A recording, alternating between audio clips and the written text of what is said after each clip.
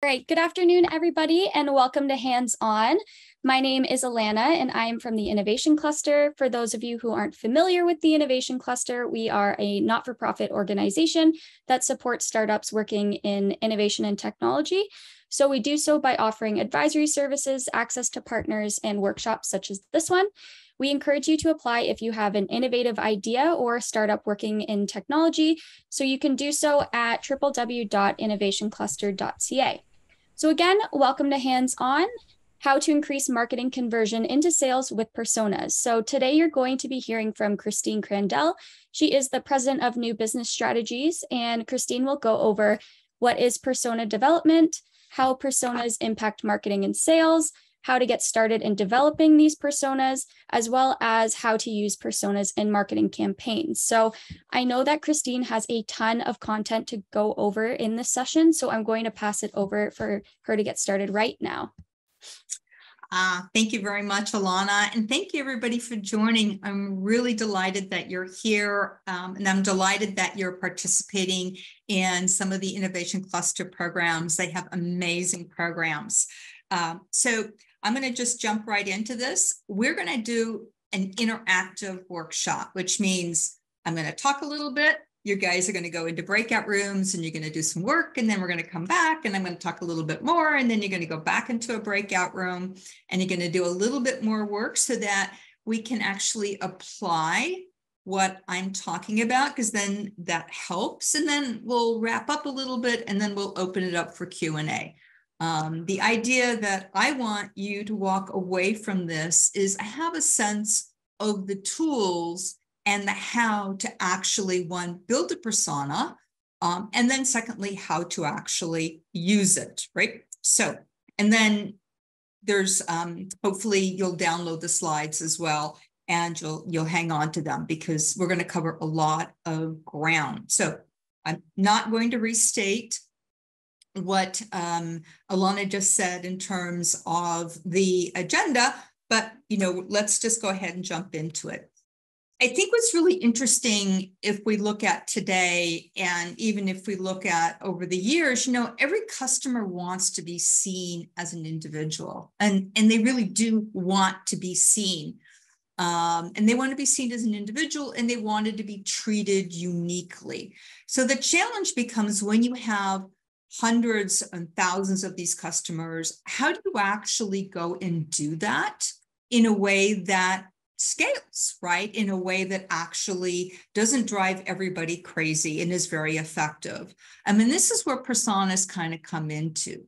But before we kind of jump into personas, there's something that I really want to share with you that really is becoming more and more of a driving force when we start to engage with customers, specifically with younger generations. So there are 6 expectations that we are seeing over and over come up, and they're driving brand preference, they're driving conversion, they're driving content, whether content resonates and whether content actually is perceived as being valuable. And the first is know me, right? Meaning that they expect, your customers expect that you actually know them not by their Christine Crandell, but you know them by their age and by their interests and what they purchased in the past and those types of things. And this is where personas come into play. The second is they want an interaction, they want a connection. All right. So, and it's not asynchronous, it's actually synchronous. Whether it's by chat or whether it's different types of SMS or text or different, they want to be engaged. And what they're really looking for is a form of activity in which you do understand them. You see them in context of what they're trying to achieve, and you are then going to delight them. And that is the operative word, is delight, which also means surprise. Like there are things you can do in your brand that you can surprise, you can surprise them. And that's really very key, but you got to uncover that, right? So let's kind of talk a little bit about, I think I might've missed a slide, maybe not. Let's talk about persona development, because this is kind of the secret sauce that gets you to understand how to meet those 6 expectations. So what are personas?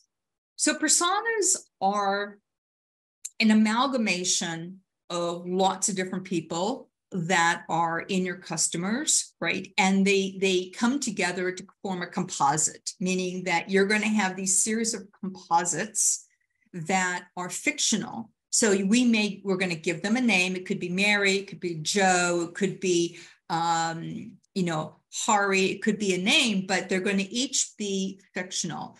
But what goes into creating these fictional characters are going to be real people, right? They're going to be people that you encounter that fit into these different groups of these target customers that you actually want to engage with.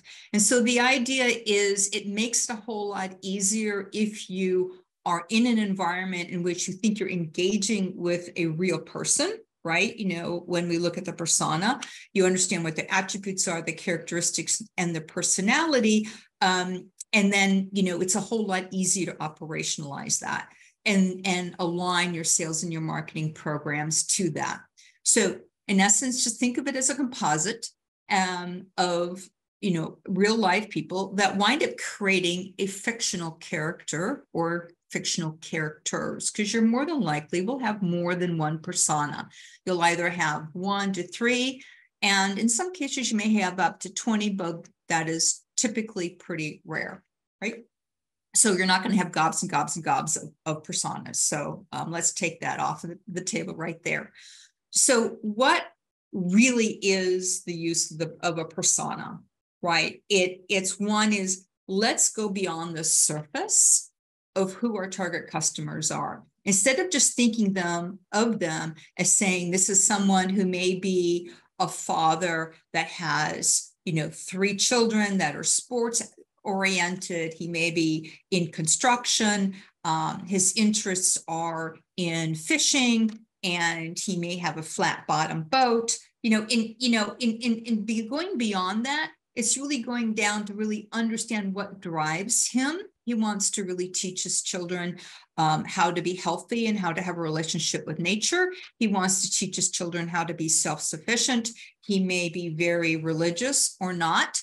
So you're really getting down deeper into that individual beyond just the surface, right? And so what we're looking for is understanding and then documenting what drives their behavior. I mean, we don't buy things because we may necessarily, want a coffee cup. We're buying things in order to achieve something, achieve an outcome. And how we buy and where we buy varies by persona. Some people, like me, are addicted to Amazon. Other people like to just go into the stores. So by understanding this at a much more detailed level, it really enables sales and marketing to align to that customer and to act on those very key attributes. So I'm going to give you an example. This is what we typically run into, right? And when I mean all of us, right? When we say, well, who is it that we sell to? Well, I want to sell to HR managers.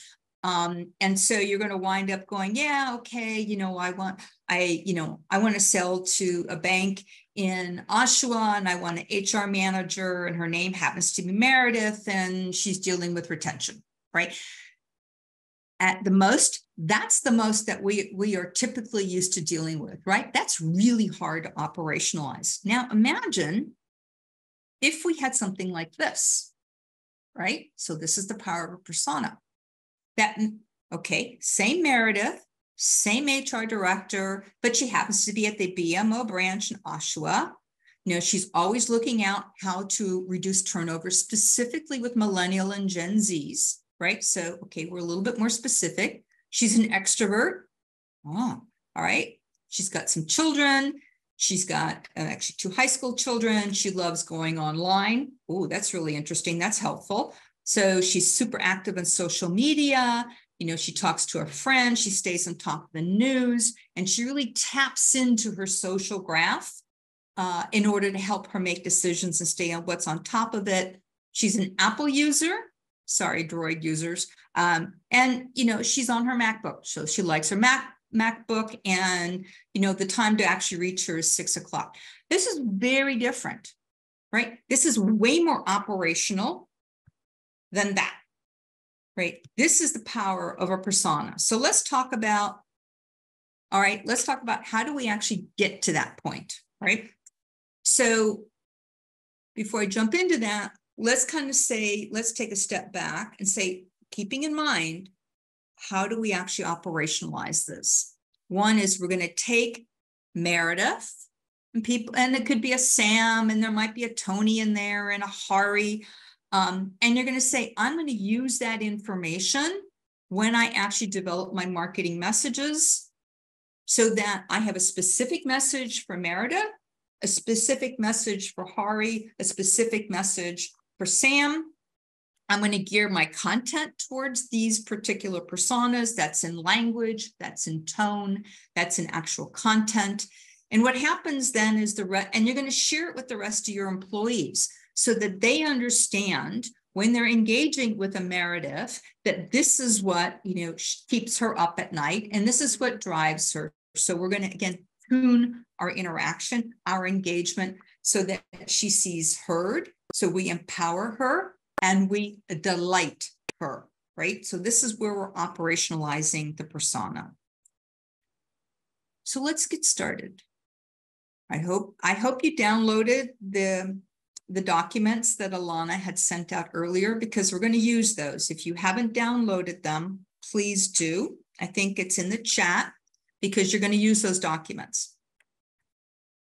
So the place to get started, before we dive into a Meredith, the place to get started is really in market segmentation.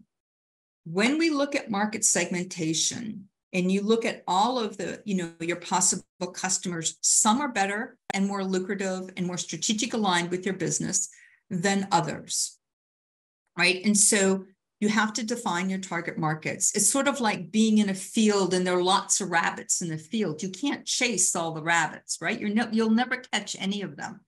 But if you were very clear that I need to catch this particular brown rabbit with the little white ears, then you're very laser focused and you can catch that particular rabbit. So first is, let's define your target markets. Within each of your target market, you're going to separate your customers based upon groups. It could be a little bit by age. It could be by outcome. It could be by attitude. And we're going to talk a little bit about that. And then you're going to then break those groups into further subgroups. The idea being that as you break them down, and again, we're not talking about 30, 40, 50. We're talking about, a handful of, and I'm going to show you an example.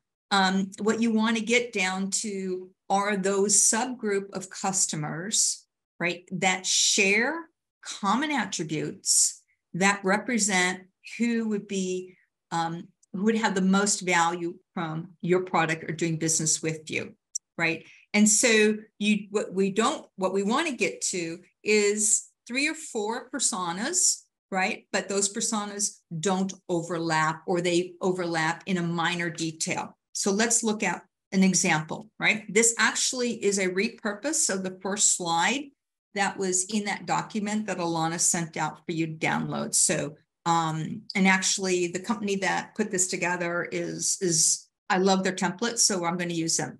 I took here as being the target market as being the fitness enthusiast, right? This is the center box. So if I were to take the fitness enthusiast and I said, okay, now let me break it out into subgroups. Well, one group is someone who might be working with a personal trainer because they're overcoming a sports injury, or they've had, some sort of recovery and they need to do strength training. That's a very different subgroup than someone, if we go all the way down to the bottom, which is a gym rat. And so for those of you that are not in the North American market, gym rats are people that love to live in the gym. And they're typically there at 4 o'clock in the morning, and it's like their life. That's a very different subgroup and a very different target market with a different set of needs. And if we go along on the other boxes, there's aging, again, back up to the right. This could be silver sneaker programs. These could be programs that are folks that are in their 60s, 70s, and 80s that are going to the gym in order just for their health, right? So this is very different from the first subgroup. So the idea is we have a target market, fitness enthusiasts, We're then going to have a sub-market, which are the 6 that we have here, right? As an idea, right? We're going to go do this now. I'm going to break you out into groups and you're going to go try this, right? So what I really want you to focus on is think of one target market and then see if you can break apart the subgroups, right? Who are the different types of ideal customers that are in there, right? And don't stress yourself out, right? This is a little bit, it just takes time, a little bit of practice and that to get it. So we're going to go into groups of Alana. How many per group do we think? There should be 5 to 6 to 7 people. There's going to be 6 breakout rooms. Oh, excellent.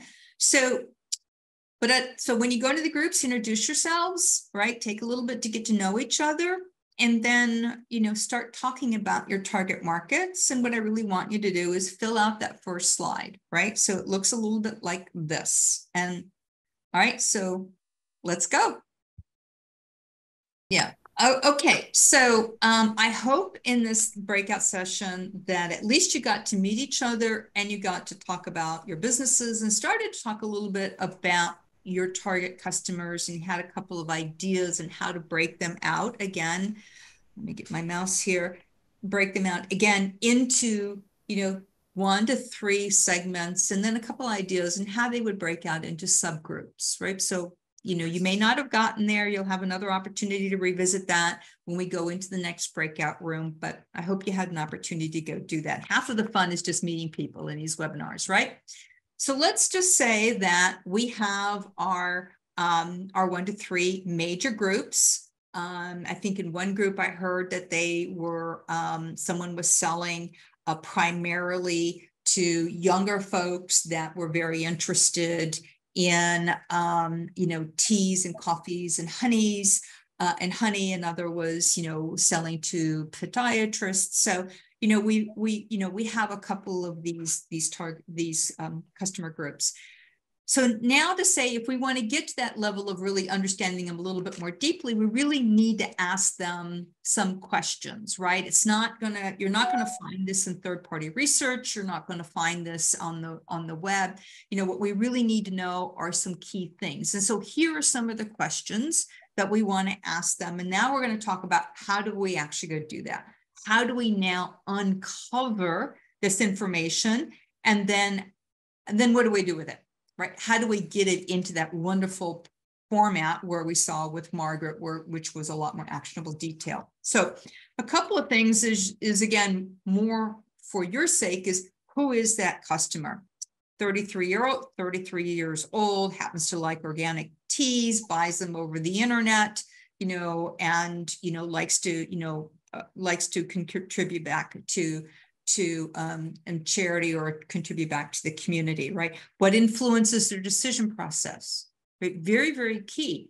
So in that example, right, what is it? Is it that the honey is organic, or is it that the vendor is actually contributing back to a charity that is aligned with the purpose of that particular individual? I mean, what drives that decision process, and how do they actually buy that decision? And what is the outcome? Is the outcome that they really want honey, or is the outcome something else, right? So what I'm basically saying is, by asking these questions, you don't want to just take the surface value of the answer. You want to dig down underneath, because what we're wanting to get to is the why. What makes them tick, right? Why are they doing certain things? And how is that driving their behavior? Because if you understand that, and you will understand it over time, then you actually can operate that. You can act on that, right? So a couple sets of questions, what I strongly recommend is go back, look at this deck, print these questions out so that you'll actually have them when you start having conversations with your various target customers, so you can sort of tease these answers out and start to document them. Right. So how am I going to get that information? Like, we happen to do this, or I happen to do this for a living, right? So for me, it's almost second nature, but for you, it's going to be a little bit different. There's no reason why you can't do this. You don't necessarily need to hire anybody to go do this for you. You can completely do it yourself. the first is if you already have existing customers, I don't care if they're in your neighborhood or in the case of the folks that are joining us that are in other countries, go talk to your existing customers. What you're going to find is that while people may live in different parts of the world and may have different customs, right? Deep down inside, we are in many ways the same, right? We all have the same fears, the same aspirations. And so go talk to your first sets of customers. There's the easiest ones to reach. And you can sit down and say, hey, can I have, 15, 20 minutes of your time, right? And they shouldn't require an incentive, right? Meaning you're not going to have to give them a 5% discount or a 10% discount. Just say, hey, I want you to help me to become a better business or help me to become, a better understanding of how to delight you. So you want to ask a focused set of questions. The biggest mistake people do is they come with 100 questions. No, you really want like 15 or 20 max, but use these questions as a guide, right? And have a conversation. And so the key, a couple of things when you're having that conversation is like, do it in a coffee shop or do it over Zoom or do it, maybe over the phone. I suggest Zoom so you can see the whole body language and listen, right? Because they're going to tell you more if you just keep the mouth shut and let them talk. It'll be amazing because we have this human urge to fill in silence in conversations. And so if you don't fill in that silence after the question, they will, human nature will take over and they will fill that silence, right? And so, you want to really start to listen. But the key is ask them a set of questions. So a couple things. Listen, let them do most of the talking. If you're on Zoom or some other, platform, ask their permission first to record it. And just, basically what we say is we're going to record it for transcription purposes. And that's exactly what we do. We transcribe it, we delete the recording because we're then going to look at that language in that conversation to start pulling out those key phrases. So lots of ways to transcribe it. You can go, lots of ways, there's lots of tools to do that. Most of them are super cheap. Accuracy, if it's AI based, is about 80, 85%. But it's good enough, right? You don't need to spend gobs and gobs of money, right? And what you want to do is when someone says, well, I want to go do something and I found this very frustrating. Why? It's like kind of like talking to your 3-year-old. Why, right? Because it's the why that is going to then uncover the behavior, the values, the attitudes, the things that they're really looking for that become the root of delighting them. And then be empathetic, meaning you don't want to share your opinion, but you want to have, you want to be authentic and you want to be compassionate and you want to have empathy, right? Because it will we're having a human conversation. So we want to have that, right? Just hold back from selling, right? And just listen to them and ask them those questions, right? So a couple of things what we're going to do in this breakout is I want you to go back to the little diagram you had of your key customers. And I happen to do a B2C here because I think the bulk of you are selling to B2C. It doesn't vary. It varies slightly different for B2B, but not enough to have 2 sessions. And so what you're going to do is this is actually the core template, right? That you're going to fill out. You're going to say again, let's say, for instance, our fitness enthusiast who happens to be recovering from a sports injury, right? So this is our customer, physical fitness enthusiast, and the subgroup was recovering from a sports injury. Apparently, I'm having trouble with that word. You really want to say from that interview with your existing customers, what are some of their interests? Okay, yeah, they like to work out, right? But is their interest biking? Why do they like biking? Is it because they like nature? Is it, what are the personality traits? Are they type A? Are they driver? Are they laid back? Are they totally into chill? What are their challenges, not just around that sports injury or around their workout, but what are some of the challenges that they're facing? You know, they may be having work-life balance issues. They may be having challenges dealing with all of this thing in COVID. We all have mental health issues as a result of COVID, right? So personal goals, right? My goal is, you know, I'm always looking to lose 10 pounds, and that's probably never going to happen, but it's a goal. And then, you know, some objections, you know, why is it that they don't want to work out, right? Why is it they don't necessarily want to maybe buy, you know, organic tea or organic honey? So you want to start filling this out, and you're going to fill it out from the interviews.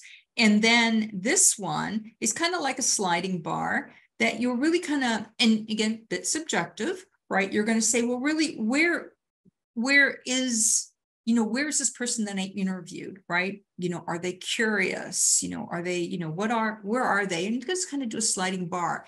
For every interview that you finish, let's say you've done 15 or 20 of these interviews for each one of your target customers, you're then going to aggregate them, right? For that persona.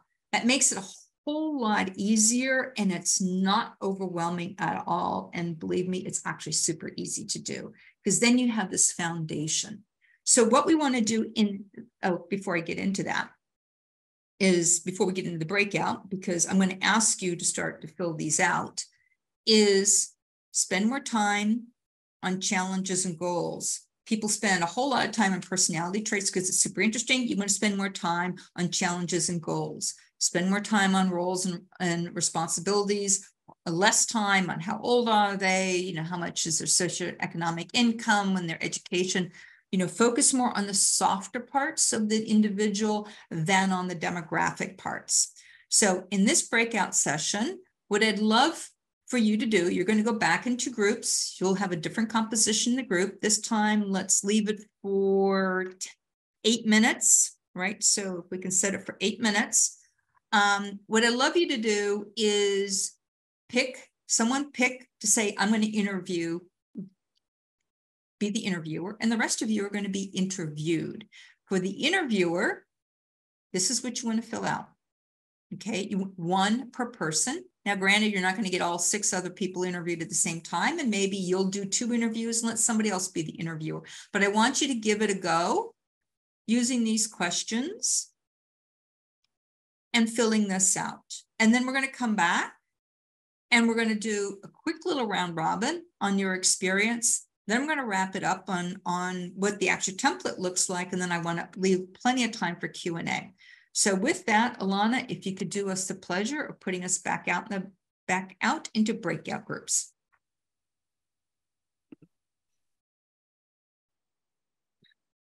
All right. I am so glad you're back. So we, before we jump into the wrap up, I'd love to hear from someone from maybe each of the groups or just a couple of folks really on your experience in going through the exercise. Does anybody want to give it a go? Yeah. When I was just asking someone else in the group questions, I found that it would have been much easier had I had them like scripted beforehand. So it's nice to think about that.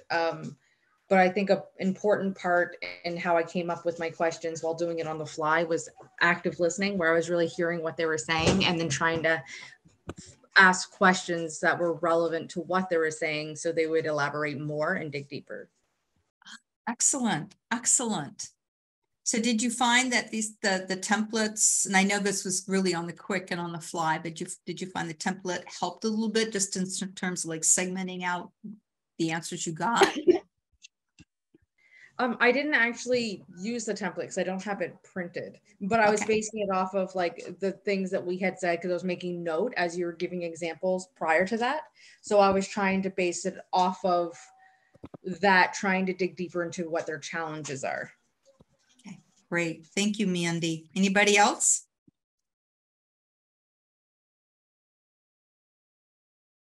Don't make me call on you.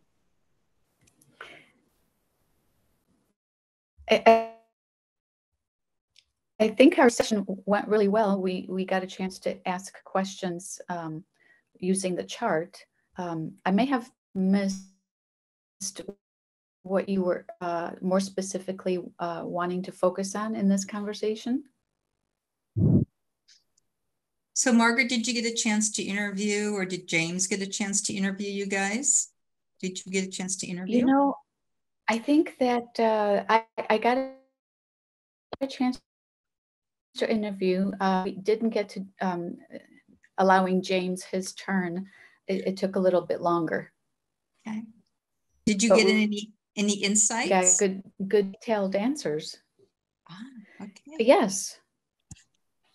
Okay, good. Anybody else? Anybody else want to share?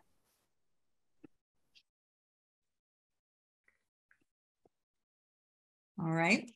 Okay, we'll have I'm gonna kind of leave time for some Q&A. So you've got your target, your customers, your 1 to 3, right? Your personas. You've gone through the subgroups and you figured out which subgroups make sense. Again, this is the circle with the circles on the outside. You've then figured out and done your interviews, right? So now you've got these two sheets for each of the interviews. And then when you're then going to pull it all together, right? And so when we look in this case, it's for Hannah. This is actually a real live persona. This is one that we developed for one of our clients that happened to be in the baby bottle business. And so you can start to see now where you bring it all together, and it's a little bit less on her background, but look at really, you know, her worries and her fears, right? She really wants to be a good mother. She's really concerned to make sure her kids, and again, we're talking about small toddlers, are staying, are meeting the milestones for their age and whatnot. And we see what the day of her life is, right? So now all of a sudden, it becomes, if you have a Hannah and a Meredith, maybe a Hari persona, becomes a whole lot easier to say, well, this is my marketing message for that persona, or this is my content strategy for that persona. I happen to know in the case of the persona of Hannah that she's active on Twitter and Instagram. Super, right? Well, if she's on Twitter, we're going to have content for the Hannah persona. We're going on Twitter, and we're going to have, the photos and the associated content going out on Instagram. So it just makes takes a lot of the guesswork out of when you look at marketing to build awareness and then to do conversion. It just takes the guesswork out of it, right? And you're not trying to be everything to everybody. You're really just zeroing in on these personas, on these 3 people, on these 3 fictitious individuals. So aids in personalization, because you really are now a whole lot clearer on what to actually personalize on and to talk about, right? You can modify, or you should modify, your emails in your lead nurturing to personas. So that means when you do get an inbound lead, you're going to have to ask enough information or gather enough information to figure out what persona they are so you can tag them. And that leads to the third point, is to be judicious on your website forms, so you don't ask 20 questions, but you're asking at least enough of the questions so you can figure out what persona they are. And it makes targeting, if you're doing Google or Facebook ads and those types of things, a whole lot easier, right? And the idea being that you're attracting the customers that are your best fit for you, that you can deliver the best value to them. That increases your cost per lead, that increases your customer acquisition cost, right? So that's how that conversion to revenue actually happens, because you're very laser focused in terms of zeroing in on the right people that make for you the best customers. So there's a whole bunch of other slides in this deck that I'm not going to go through because I want to open this up for Q&A. There's some tips here. This is a great little tool to sort of play around with in HubSpot to create a persona. It's a lot of fun. All right, there's a book if you totally want to get into personas. There's a book that I highly recommend. But I just want to open it up in the remaining questions, remaining time, what questions you may have. Does anybody have any questions? Anything that was confusing? Anything you might feel like you didn't really cover that really well? I have a quick question. I'm just wondering, like you just showed Hannah, were all of like, are you creating multiple personas like that? Or do you compile all the information and then you create one imaginary persona? Do you know what I mean? Like to base your marketing off of. So you're going to create, let's say, for instance, you have 3 personas, right? Because you've got 3 clear subgroups. You're going to do a persona per. So I could have had a Hannah, and then I could have had another one that was a Meredith that was different. But it would have been just from a different subgroup. Correct. Okay. So let's go. So if we look at it and say, let's go all the way back, and here we go. So let's just say, I have a question. Hang on for a minute, Sahara. So let's just say, for instance, that that we have a subgroup we're going to go after, which are aging, and then a subgroup we're going to go after, which are sports injury recovery. There would be a persona for sports injury recovery, and there would be a persona for aging. And let's say we wanted to go after the gym rat, there would be a persona for the gym rat. Does that help? That make sense? Oh, I might have lost her. She's responding. No, it did. I typed. Yeah, no, it was great. It gave me the clarity I needed. Okay. Okay, great. All right, Sahara. Thank you for your presentation. I have a question about the last slide that you said.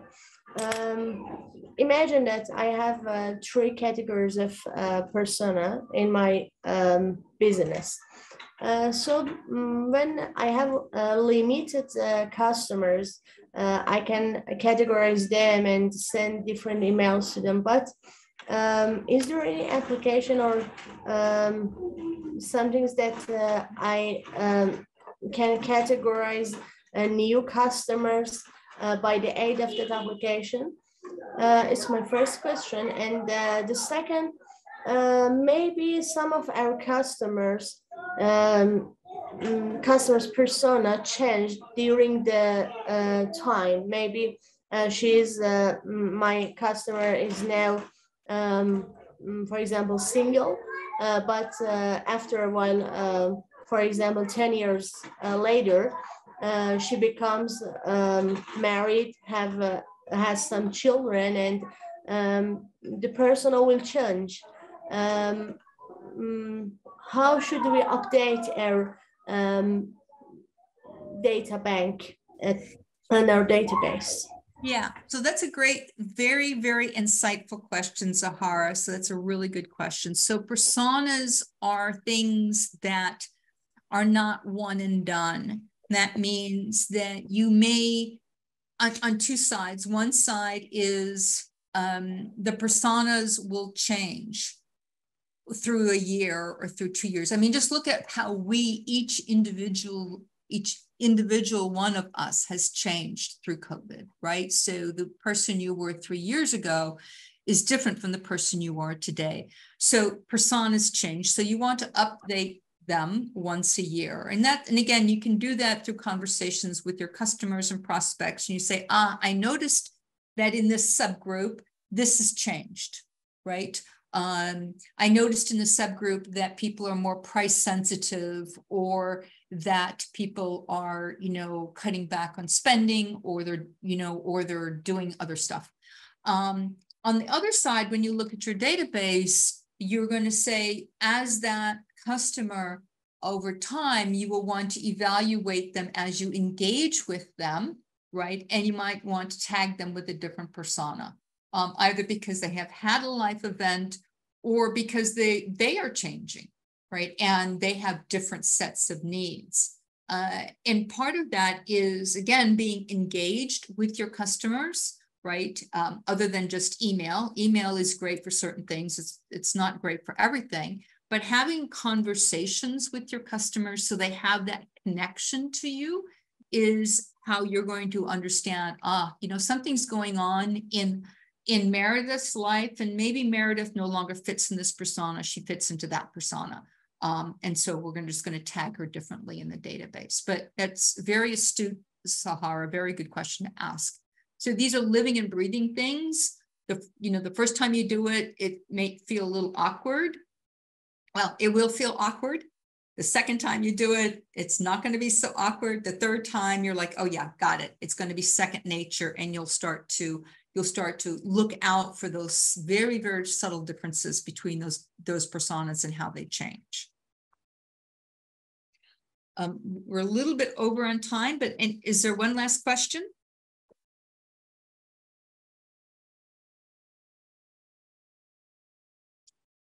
If you have any other questions, or after this is over, this photo is an old photo. It doesn't have the new haircut. Call me, text me, send me an email. I'm happy to provide you, any answers that you have. I'm happy to kind of walk you through the process one more time.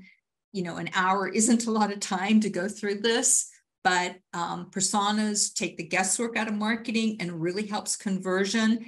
And it's not as overwhelming as it appears. You guys can pull this off. You guys can do this. So unless there's any other questions, I'm going to turn this back over to Alana. Thanks so much, Christine. As she said, if you do have any questions, you can always send me an email and I can connect you. I thank you so much for taking an extra 6 minutes of your afternoon with us. I apologize for any technical difficulties that happened.